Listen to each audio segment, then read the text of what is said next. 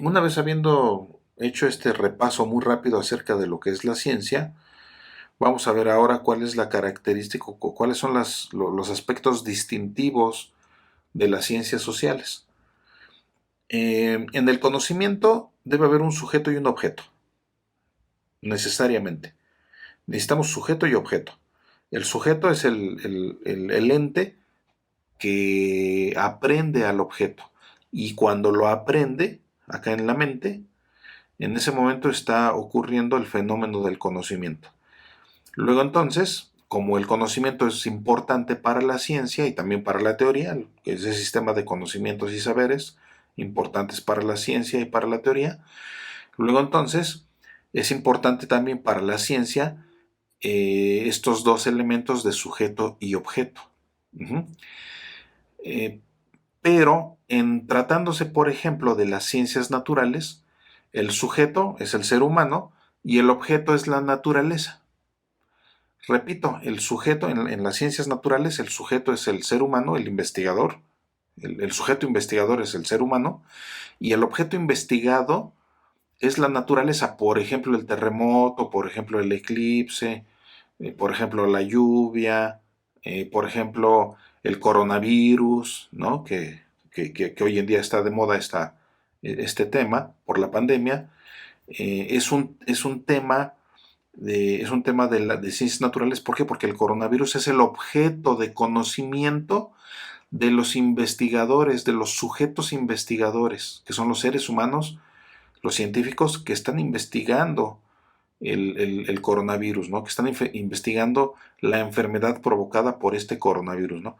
Entonces, en ciencias naturales tenemos un sujeto y un objeto que son más o menos en este sentido. El objeto es la realidad natural o la naturaleza, mientras que, mientras que en ciencias sociales el sujeto sigue siendo el mismo ente cognoscente, que es el sujeto investigador, y el objeto ya no va a ser en ciencias sociales, a diferencia de las ciencias naturales, el objeto ya no es la naturaleza, sino el objeto son los demás seres humanos, son los otros seres humanos. Y por eso estamos en el punto en el que debemos decir con relación a las ciencias sociales que se trata de seres humanos estudiando o investigando o analizando a otros seres humanos. Esos son las ciencias sociales.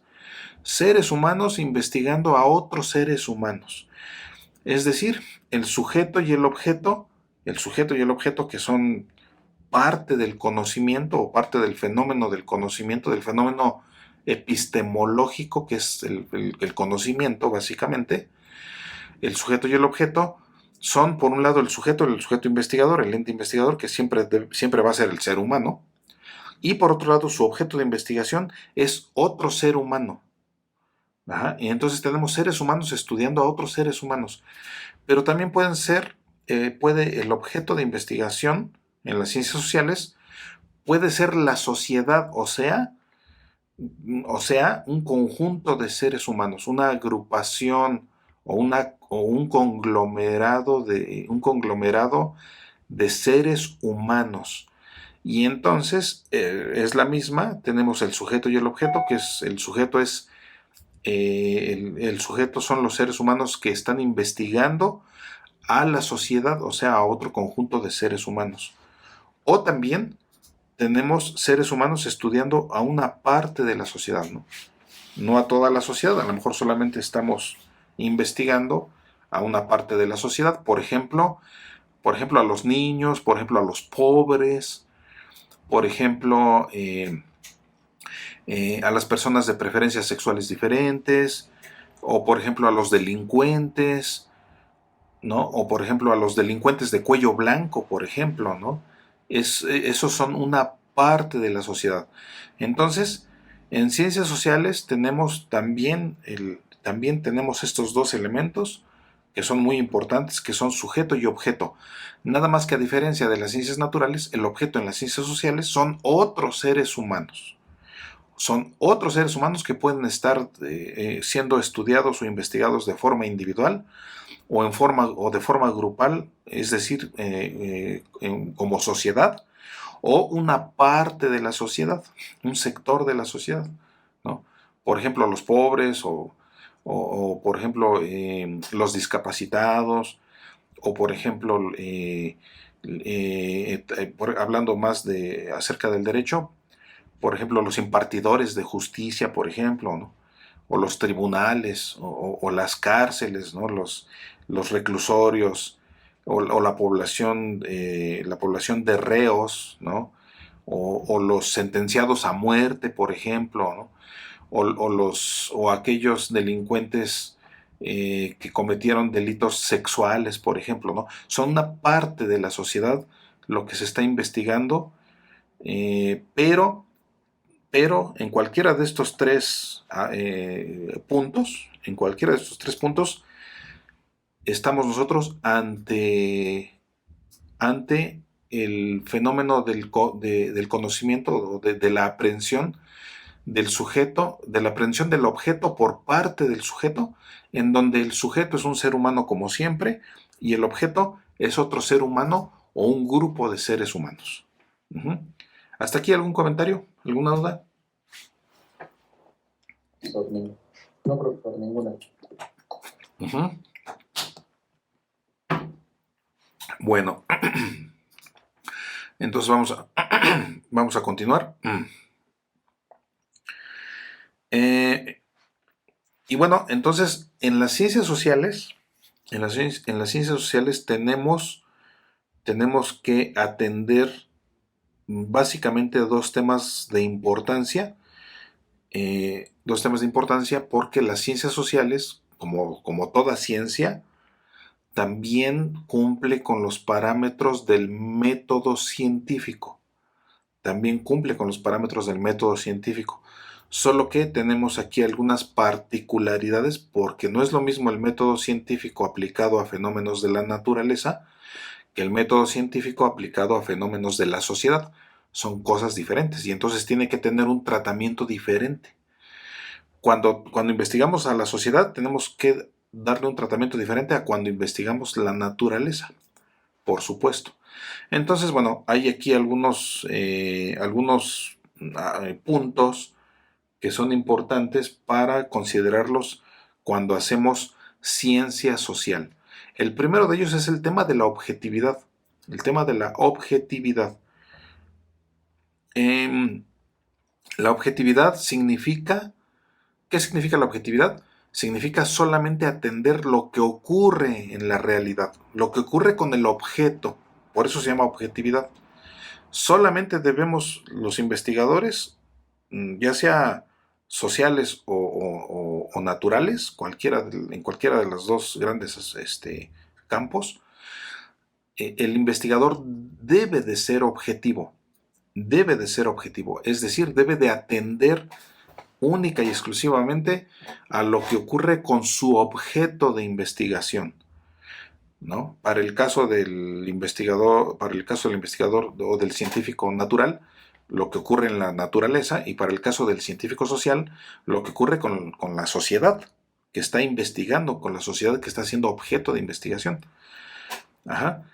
Para que esta objetividad, bueno, este tema de objetividad es un tema criticado, sobre todo para las áreas de las ciencias sociales, porque se critica y se dice que el investigador social no es completamente objetivo.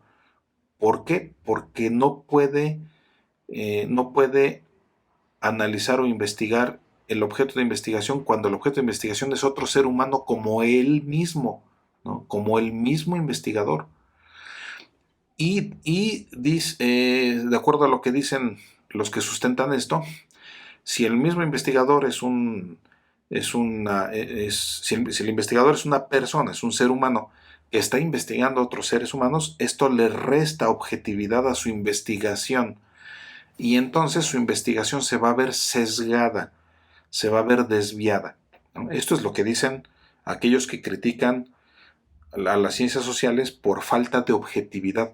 Sin embargo, la postura que sustenta el hecho de que sí existe objetividad en las ciencias sociales, dice que la objetividad se debe de apoyar específicamente en el método científico.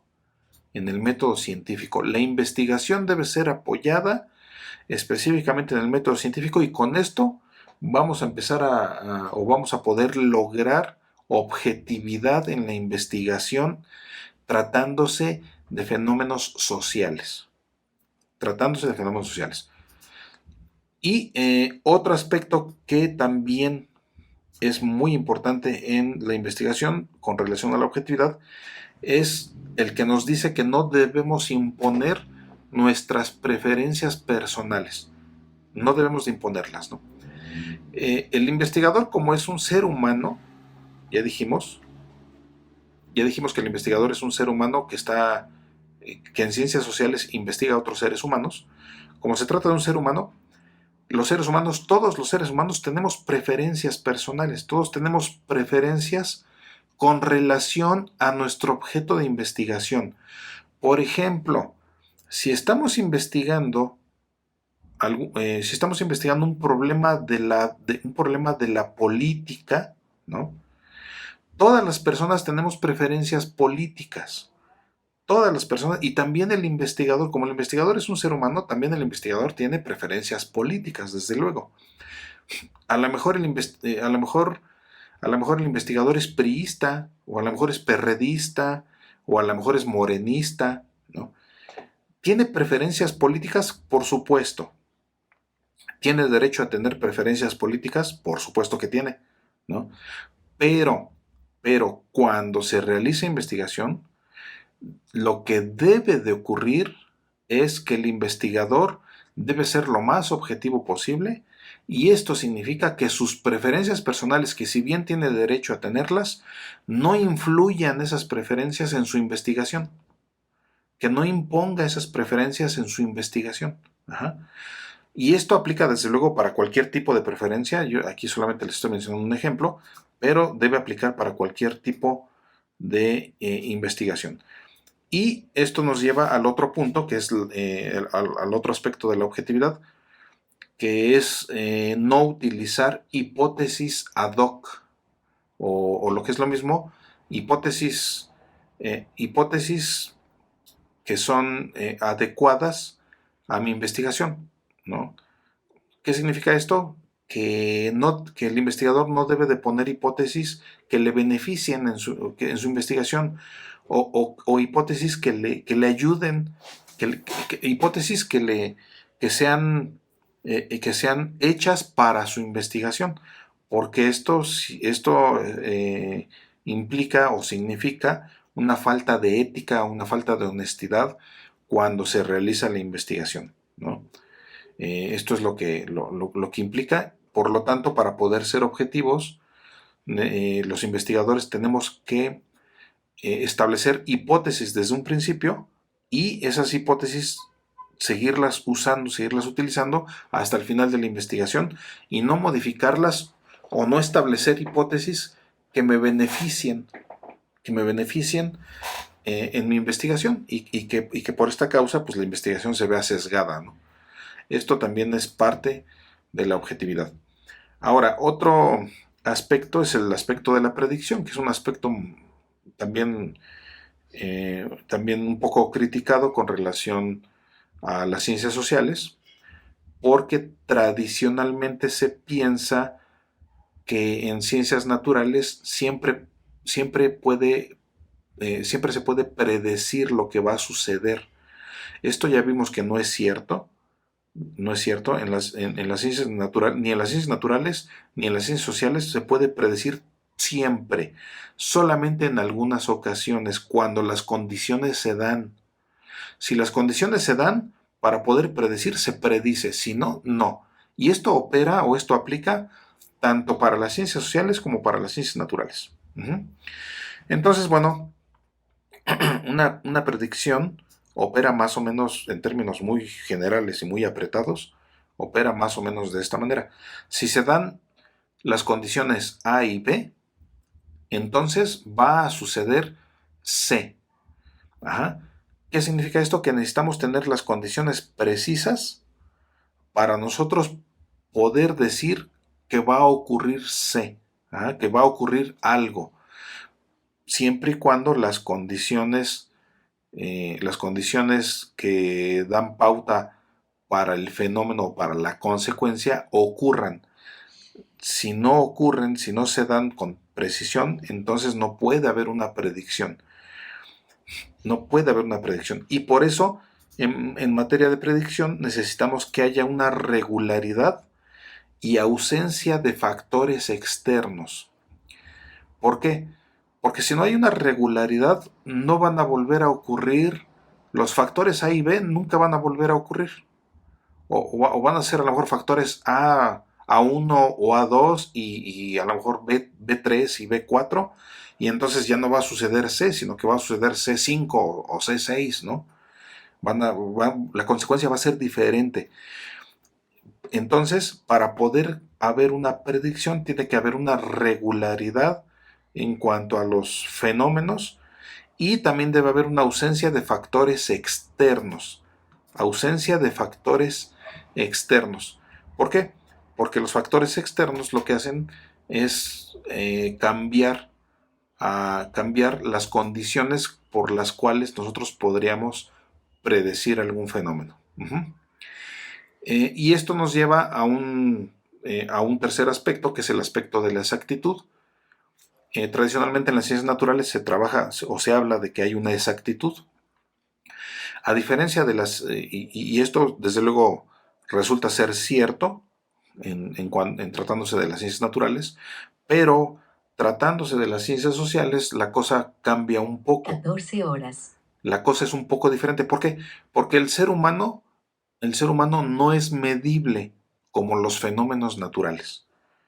Como el ser humano no puede ser medible como sí podemos medir a los fenómenos naturales, luego entonces no podemos nosotros proporcionar exactitud en los resultados de la investigación.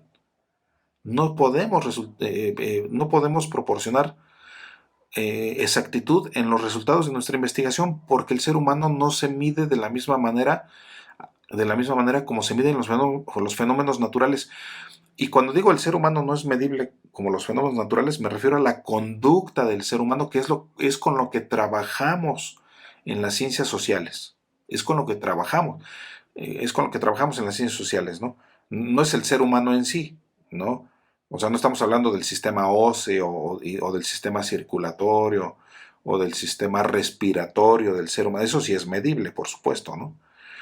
No, aquí nos estamos refiriendo a la conducta del ser humano, porque eso es con lo que trabajamos en las ciencias sociales. Y específicamente eso es con lo que trabajamos en derecho, con la conducta del ser humano. Ajá. Y la conducta del ser humano, si bien puede ser medible, sí, sí lo es, por supuesto, pero no es medible de la misma manera como son medibles los fenómenos naturales. Se mide de otra manera. Ajá. ¿Por qué? Porque en la conducta del ser humano, o en el ser humano como objeto de investigación, intervienen muchas cosas, muchos factores externos, como por ejemplo el libre albedrío. Interviene el libre albedrío en la conducta del ser humano y en la conducta de la sociedad, o de un sector de la sociedad. Interviene el libre albedrío de las personas. Y esto hace que no podamos medir de la misma manera como medimos los fenómenos naturales. También el ser humano tiene creencias morales, creencias religiosas o creencias filosóficas que provocan que su conducta sea de una manera o de otra. Provocan necesariamente una variación en la conducta de las personas. Estas creencias provocan precisamente eso. Pero también su educación y su cultura del ser humano provocan un cambio en su actitud, un cambio en la forma de hacer las cosas, un cambio en la forma de interrelacionarse con los demás seres humanos derivado de su educación y de su cultura. No actúa de la misma manera alguien que no sabe leer y escribir con respecto de alguien que sí sabe leer y escribir. Por supuesto, actúa de una forma diferente. Ajá. También influye el ámbito social y el ámbito familiar.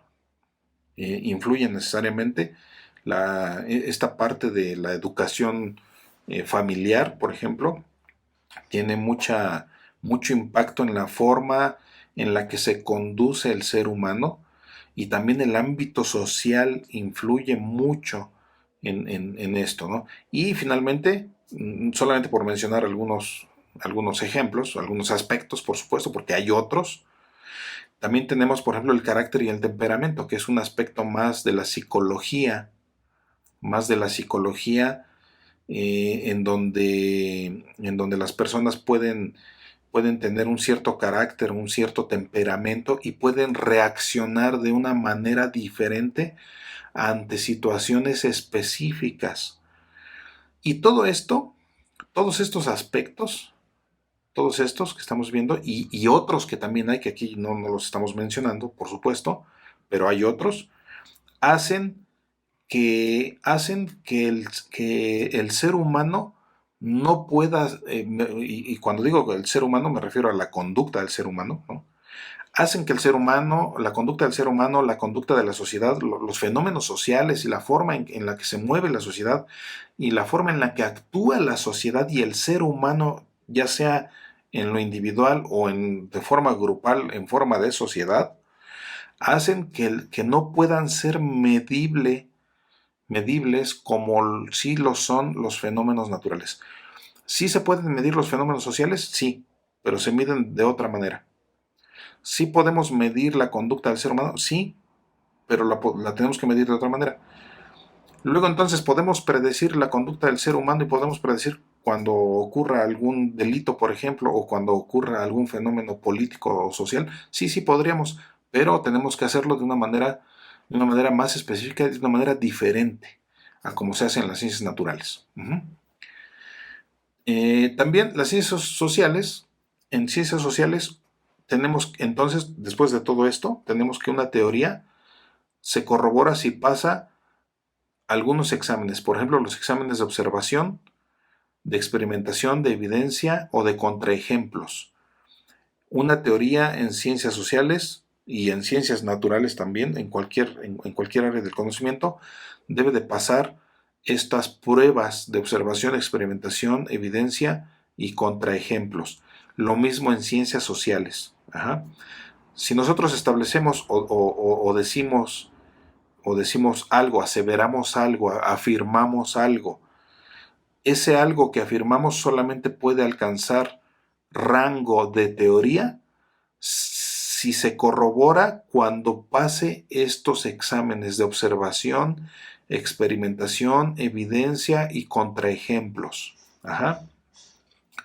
Si nosotros afirmamos, por ejemplo, que las personas de entre 20 y 25 años no votan en las elecciones porque son demasiado jóvenes, nosotros esta aseveración que acabo de hacer, para poderla elevar a rango de teoría, tenemos que aplicarle la observación, aplicarle la experimentación, tenemos que recabar evidencia y tenemos que cotejarla o contrastarla, esta afirmación, con otros ejemplos. Ajá. Tenemos que ponerle contraejemplos, ¿no? Por ejemplo, si nosotros afirmamos que los adultos entre 20 y 25 años no votan porque son demasiado jóvenes, nosotros podríamos contraejemplificar esto diciendo que en otros países las personas de entre 20 y 25 años son los que más participan en las elecciones. Si nosotros evidenciamos esto, luego entonces mi aseveración de que las personas entre 20 y 25 años no votan porque son muy jóvenes se viene abajo. Mi aseveración se refuta. Ajá. Mi aseveración que acabo de emitir se falsea y se evidencia su falsedad. Ajá. Luego entonces no adquiere el carácter de teoría. Claro, Esto se lo estoy comentando de manera muy rápida, porque por supuesto los contraejemplos y la evidencia y la experimentación, etcétera, tiene que ser a través de un proceso o a través de un método científico, de un proceso de investigación. Ajá.